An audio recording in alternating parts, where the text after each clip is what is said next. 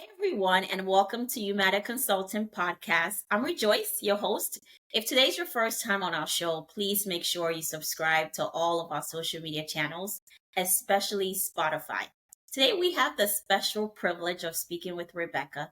Rebecca is a Senior Policy Officer for Access to Finance Innovation at the European Commission, coach and speaker, scaling Europe's innovations future, and EU startups and funding expert. I would love for her to also introduce herself as she sees fit so we can dive right into the questions. So, Rebecca, the mic is yours, please. Thank you so much. I'm so happy to be in your podcast. And what can I say? I mean, it sounds like these glamorous titles.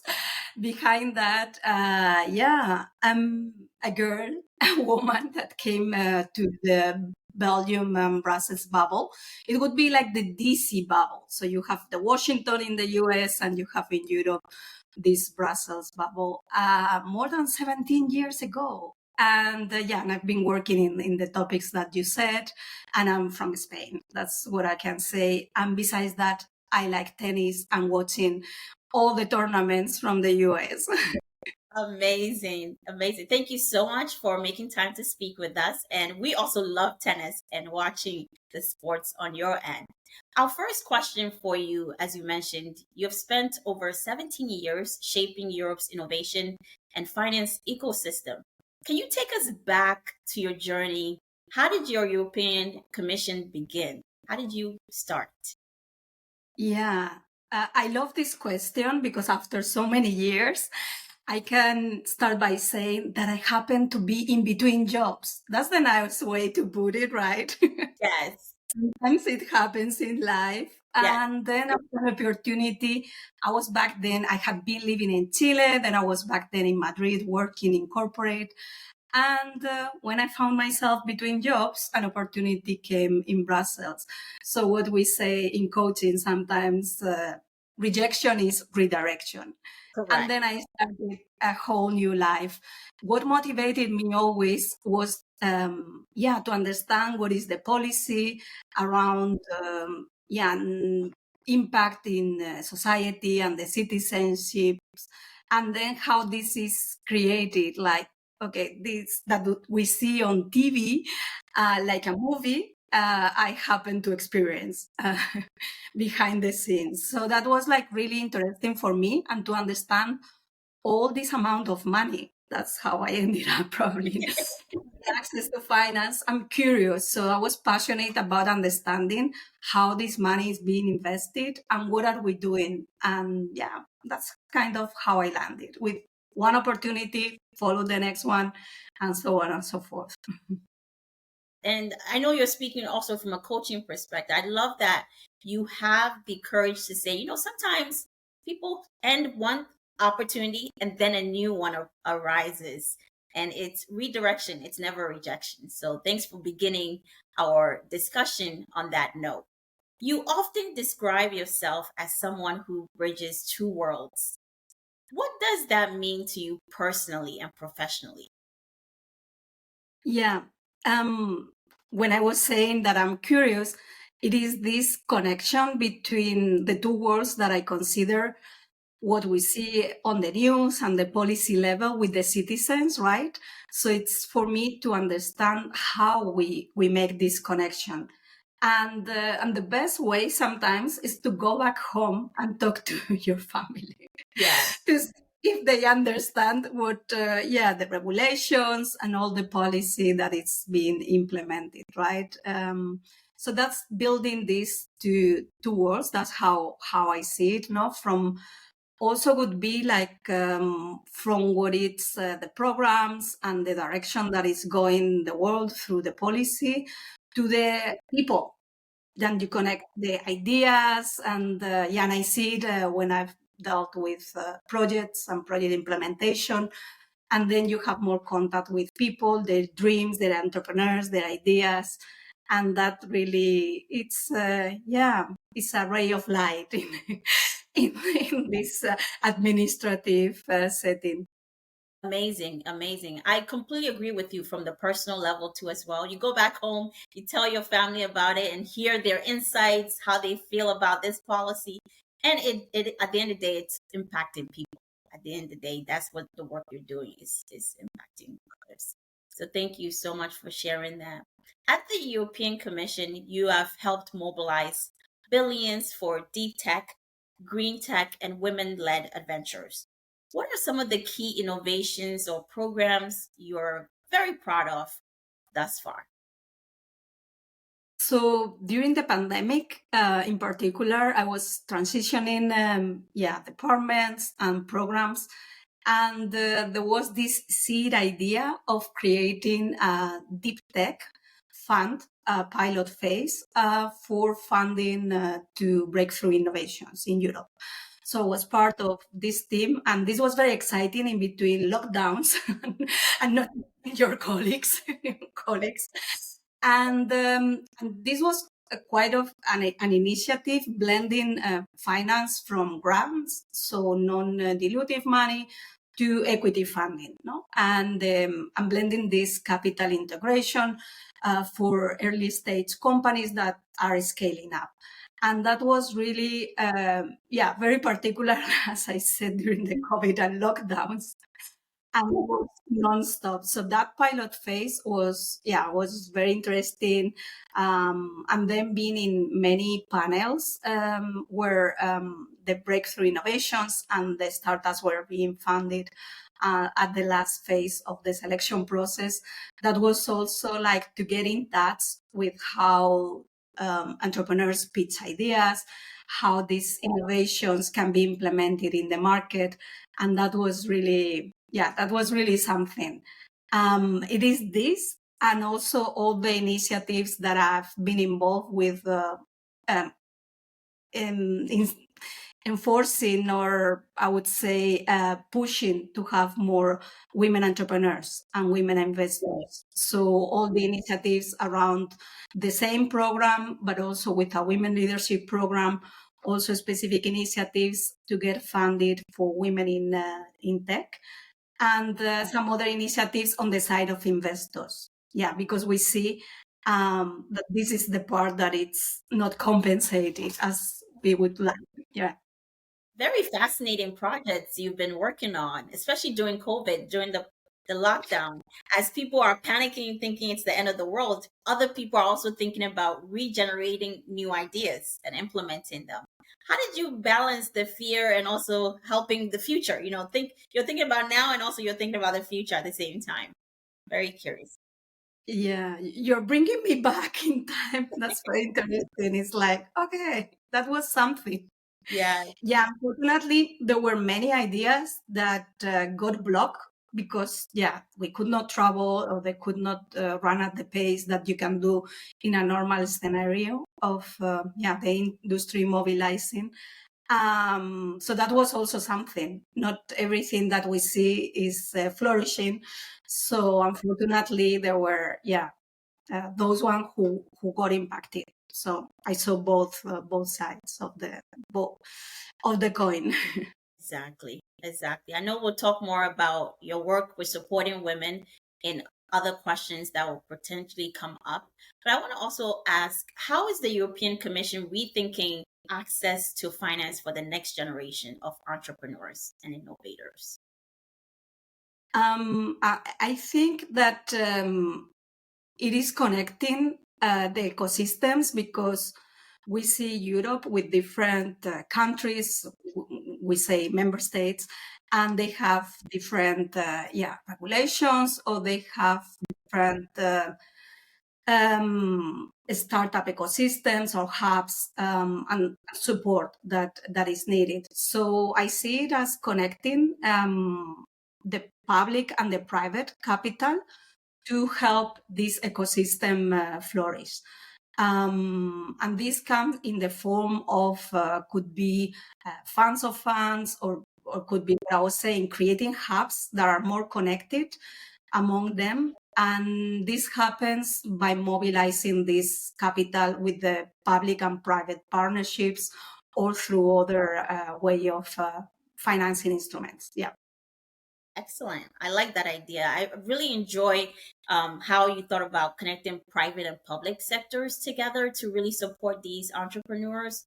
because it's not a lack of ideas that they don't have. It's often the funding piece and how to get collaboration and support with resources.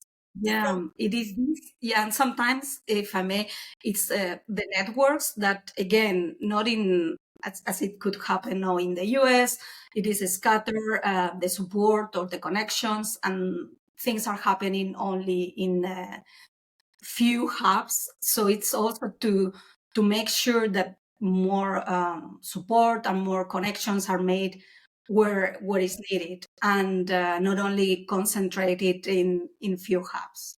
Exactly, exactly. Perfect. Rebecca, from your perspective, what are the biggest barriers that women founders, as you mentioned a little bit earlier, that is also an area you support, still face in securing funding? And what can policymakers do a little bit differently to support this group? Yeah. So what I've seen, of course, we can go back into all the history. Yes. Since we had access to opening bank accounts and so on and so forth, right? And I cannot, yeah, leave that behind because it's part of the story.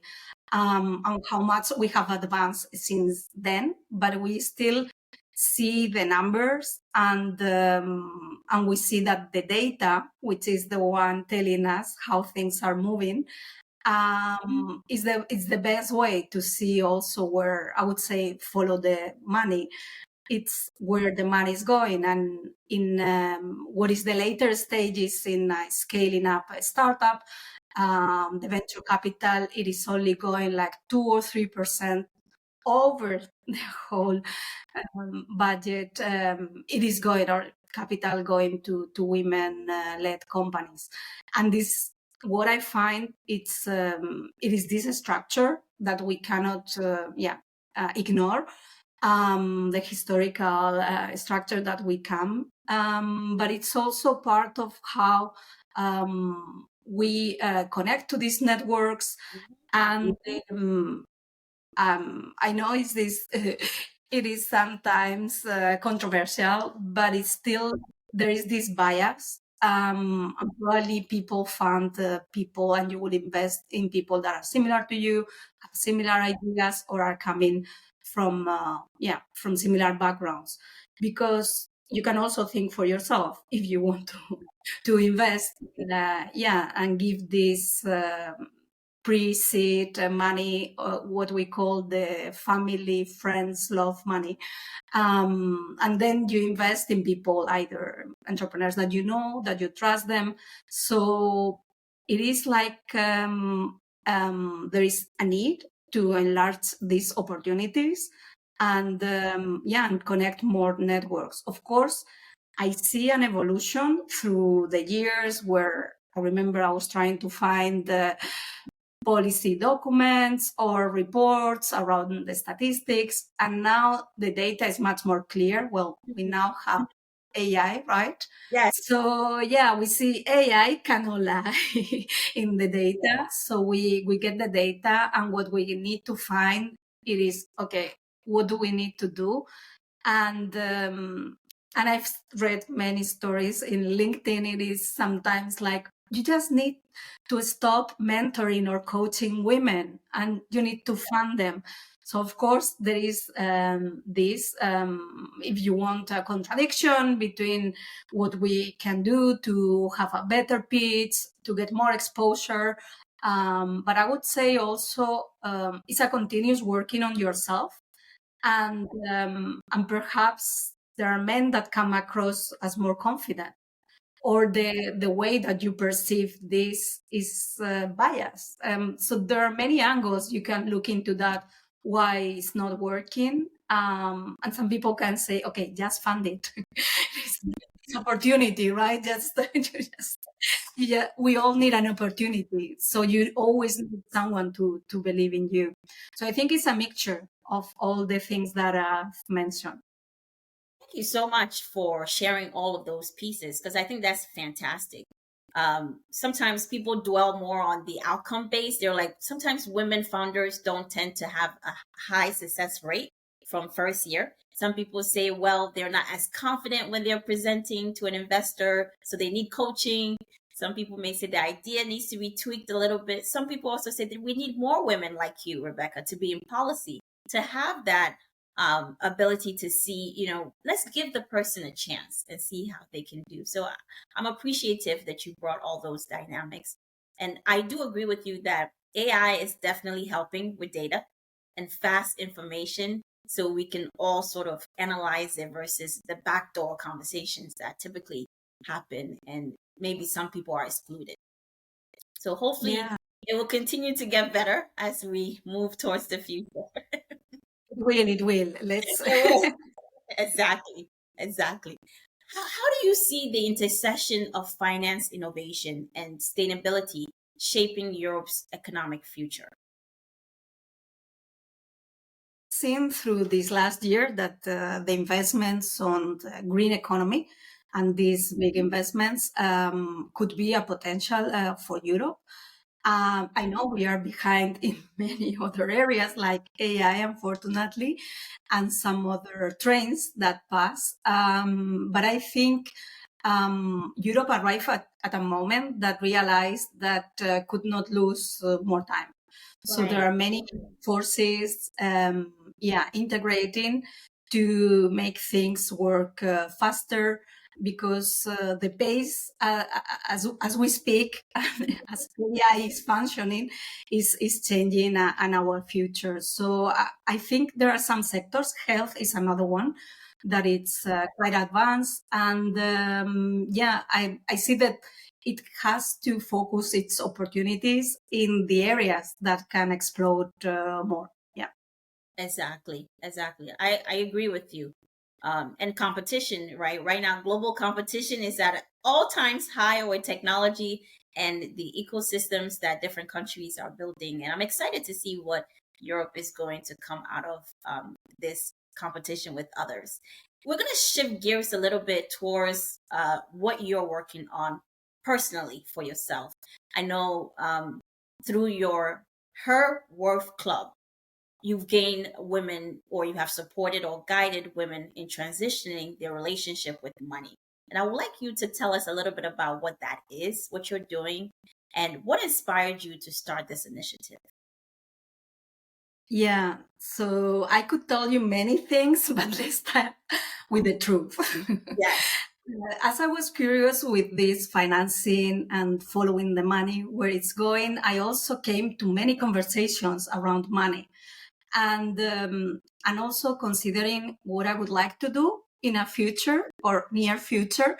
I think the pandemic stopped for all of us not traveling, and you start to have many ideas. So that was something that was always important to me, personal development. So I started getting the certifications on life coach, and then I found money mindset coach. What is this? So it's in between therapist and a financial advisor. And I thought, okay, that's perfect. And then from many conversations that, again, I had with women, I found that this is very much needed. But I also went back when you start like a coaching idea, and I talked to many people. Some people come from burnouts or health because that's what they wanted to change in their life. And myself, I did my own financial and money journey. So I was like, wow, that's interesting. Nobody spoke to me about the psychology of money. And coming from, even a business administration degree and having been in this finance world at work level, I thought the language that we speak about finance is like you need to have a fear around money. So I started exploring more that.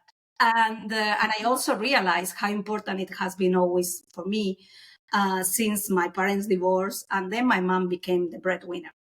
So Wow. that's something deep that you have to go deep into why this topic is relevant for you. And financial independence has been always like important to me. And then I understood this is security, and that's how people go about around finances. But behind that, there are so many feelings, and I have amazing conversations. So when you start the journey as a coach and you have a lot of pro bono sessions and getting into the stories, it becomes fascinating also to realize how much we need to unveil. Right. It's like I say, it's like perhaps it's not the best food, but like an onion that you have many layers. It could be a sweet onion, and then you get to the core sense of the onion. Like, okay, what do I have this with my money story? I have all the fears, the shame, the comparison. And there is so much really. We talk about, for instance, mental health, but I make a connection sometimes with, financial health, I would say. So this has been the combination, and also thinking all the numbers, what we were talking before, that women entrepreneurs don't reach these numbers. I was thinking, okay, is it because it's something stopping us? Even if, some people would say we don't need more coaching or we don't need more mentoring, right? Or, so that was a combination. And you wouldn't believe, I need to tell you an interesting story yesterday. Talking with someone who told me, like, people start confessing their sins with money.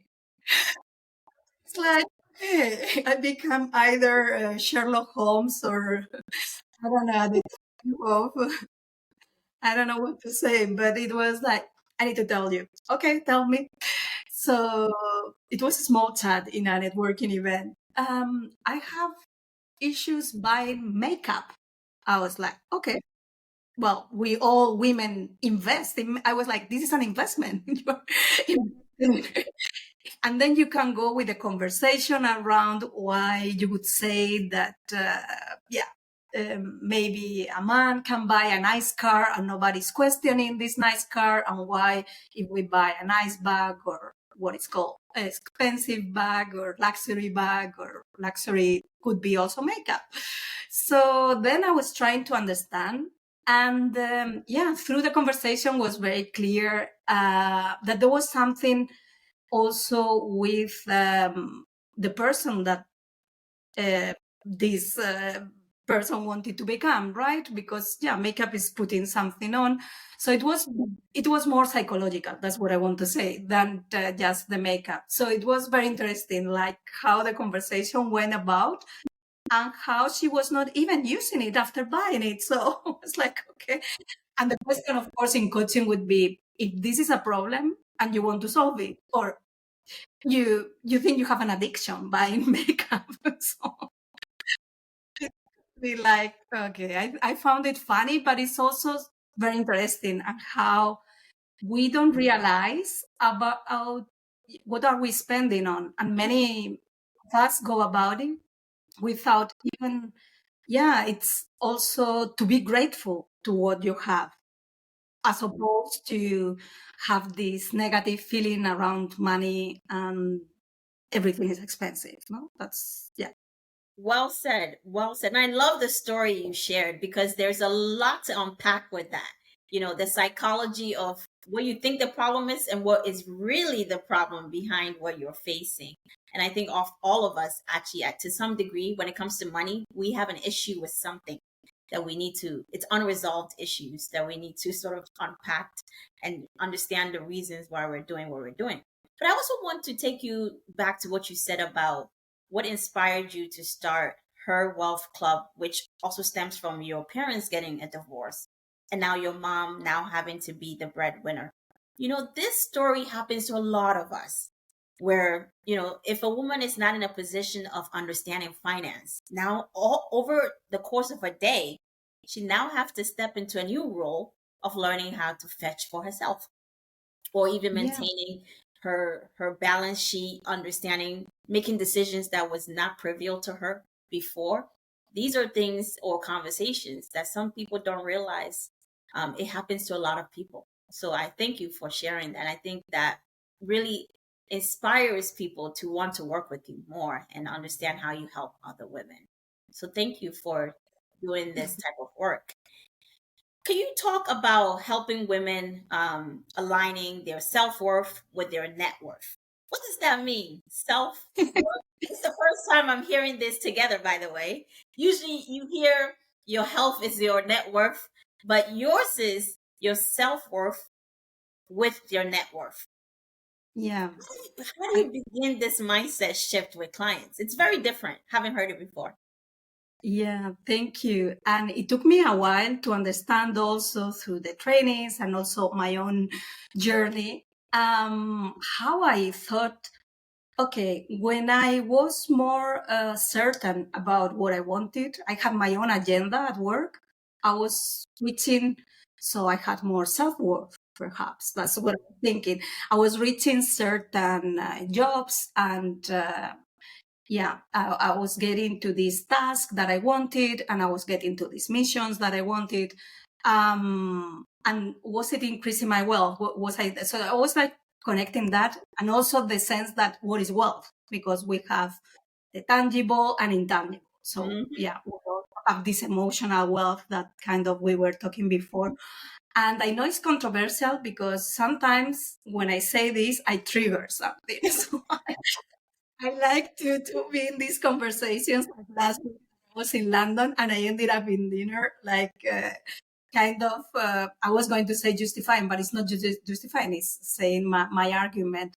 And what I see is that often, and I've seen it with women and men, I have to say, because I've also mentored some men entrepreneurs. And what I see is that sometimes you don't want to be visible. Imagine an entrepreneur. You are the brand of the company and you need to go to raise funding to investors. So you need to be super self-confident, super self. I mean, there's a lot of competition. You need to work on yourself to arrive there very confident, and no matter, yeah, I would say no matter the gender, and then you need to work on your visibility, and the competition is very high now, so you have all the social media, you can post on LinkedIn, you can go to podcasts, we know it, you can do all the exercise, and of course this is takes a toll in your private life. I mean, we are out now doing other things, and yeah, we are here having a conversation, and this is part of your branding. So understanding this connection between how much you need to also invest in yourself to be able to be this identity you want to be. So an entrepreneur that is going from raising 1 million to 10 million is growing their identity, Right. right? Right. And this feels in the body. This is another psychological exercise. Like this, you feel in the body. Like we all felt when we were changing jobs or positions, and you had to deliver because you feel like it's yeah, something new. Your body feels it's not safe, so it takes you back to certain things. So that's the connection that I make. Some people would say I don't agree, because it doesn't mean because you have more money you are more worthy or things like that. I don't come from this angle. I come from what I was explaining before, like thinking that all the opportunities can come to you and can increase your wealth if you work on your. Mm, I love that. I think that's beautifully said because when you think about yourself and what you say to yourself behind closed doors, that is where the real conversations happen. That is where your self-worth, you really measure it. And I love that you said all the opportunities have an ability to add on to you. You never know who you may meet, what you can say, your self-confidence, building yourself. And then sometimes, like you mentioned, careers and careers change. Companies lay off people, like how we've been experiencing things since COVID 19. A lot of reshuffling of talent, building that self worth again. Imagine an executive leader changing careers from what she was doing and now transferring to something else. It's nerve-wracking, being in a role as an executive, and now you have to start from somewhere else that you may not know how the culture may fit you. Now you have to change your lifestyle and so forth. So it's definitely an exercise that can take a toll on the body, but I think eventually with your program, people will get the tools and resources to adjust. Let's Yeah, talk. that's the idea. And if I may, I will say why I call it this, because I was thinking before when you said it, and some people were like, why did you pick this name? It was really, it came to me like maybe I was thinking I didn't have this club of talking about money in a different way. I've been in many meetings, in many rooms that you talk about money a certain way, and many things are not said. So that's why probably I thought, okay, her, because it's she, me.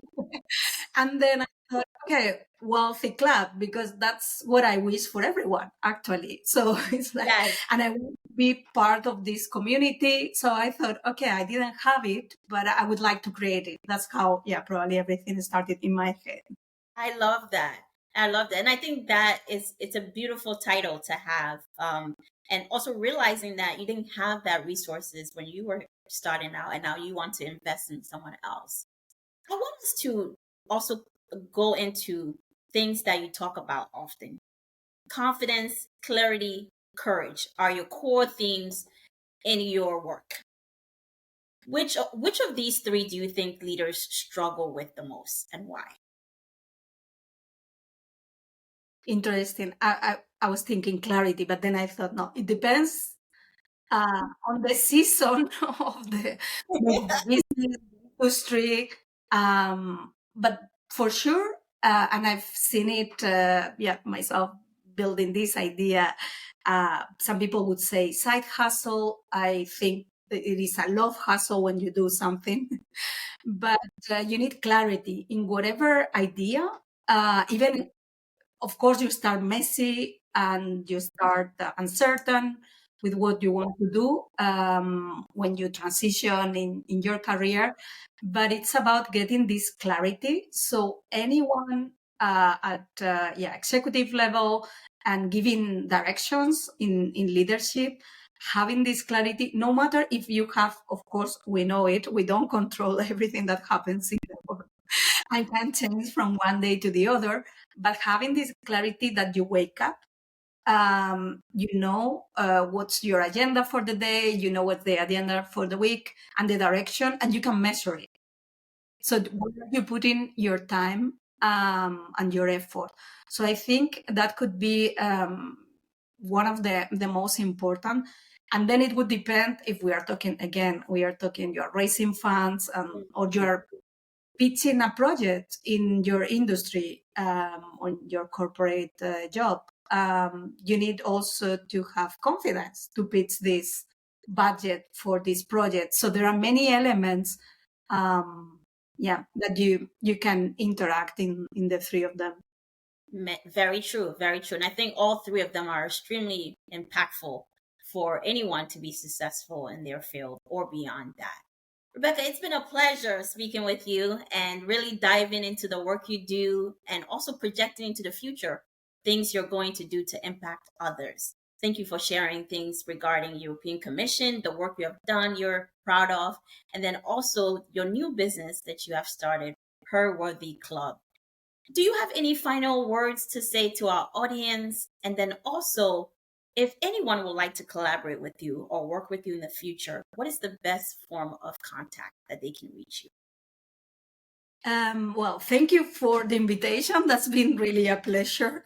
Thank you. And I want to wish you a lot of success. I know you have it, but I want to send you through the virtual world a lot of success. The best form is either to go to the website, herwealthyclub.com, and you can book a discovery call with me. You can also send me an email, but there's also a courtesy guide for those who are hesitant, like, okay, what is my relationship with money? So there is a courtesy guide you can download, and then you can become part of the email list, and then you get more updates. Like I started testing certain things, like doing Q&A on Sundays. I know we should weekends, but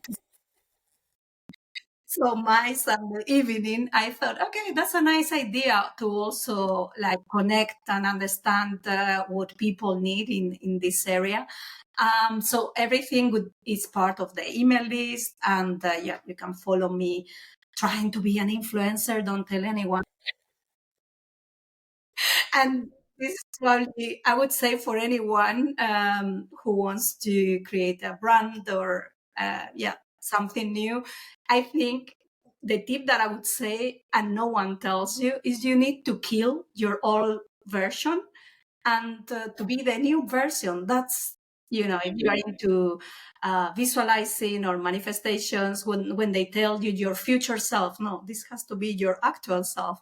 So I think that's the most difficult part, and Instagram is a good tester for anyone who wants to test that. Awesome. Thank you so much, Rebecca. I love that you have so many opportunities for people to engage with you. I am personally going to sign up for your newsletter, and I love the discovery conversations and also your Q&A that you're doing. So keep up the great work, and we're excited to see what is in store for you in the near future. For all of our listeners listening today, please make sure you subscribe to Rebecca's channel and also follow her on LinkedIn. Until next time, have a wonderful rest of your day. Bye bye. Thank you. Bye.